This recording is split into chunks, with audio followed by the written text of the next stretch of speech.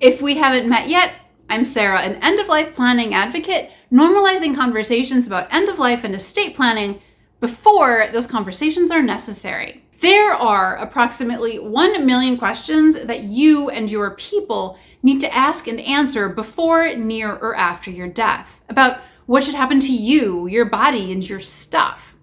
I know that is totally overwhelming, so here are 2 related videos. This one, questions to ask yourself about your eventual death and your estate plan, and another, questions to ask yourself about your potential incapacitation. A link to that video will be in the cards and in the description. If you answer these 10 questions, you only have about 999,990 questions to go. The first question you should ask yourself about your eventual death and your estate plan: do I have a will? A will allows you to appoint who you want to be in charge of your stuff and your estate after you die, and who you want to inherit your property and other stuff. A will is also where you'll nominate who you want to be the guardian for your minor children. Your will is the cornerstone document in your estate plan, and everyone 18 and older should consider completing one. Question number 2 about your eventual death and your estate plan: who will manage my estate? If you have a will, you've nominated the person you want to be your executor, sometimes called your personal representative, in that document. So take a moment to consider if that is the person you still want to be your executor. If you don't have a will, your executor will be appointed by the court. If you want to have a say in who is in charge, doing the paperwork, writing a will, is necessary. Question number 3, will my people know where to find my documents, and will they be able to access them? Many documents will be needed after your death. Some of them, like your will, living trust, and funeral arrangements, will be needed urgently. Do your people know where your important documents are? And will they be able to access them? If you keep important documents in a home safe or a safe deposit box, those documents will be safe and secure, but your people may not be able to access those documents in a timely manner. Question number 4. Will my people know where my online accounts are, and will they be able to access them? In this day and age, most of our stuff is digital. Your people will have to track down, access, and manage your digital stuff, your devices, your email, your online banking, your social media, your notes apps. They'll have to cancel all of your streaming services and everything else you have auto-billed to your credit card. Without your guidance, it will be very hard for them to locate and access your important digital accounts. Documenting all of your digital accounts is near impossible, but consider documenting accounts with personal and financial information like online banking, or that you use regularly like email.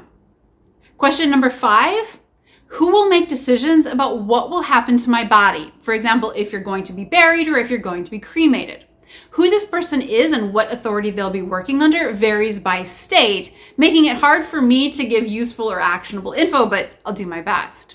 In some states, the person you've appointed as your healthcare agent in your advanced care directive will be able to make those decisions. However, in some states, that appointment ends at death, and your next of kin, who is usually your spouse if you're married, or your nearest blood relative if you aren't, will make those choices for you unless you complete other paperwork.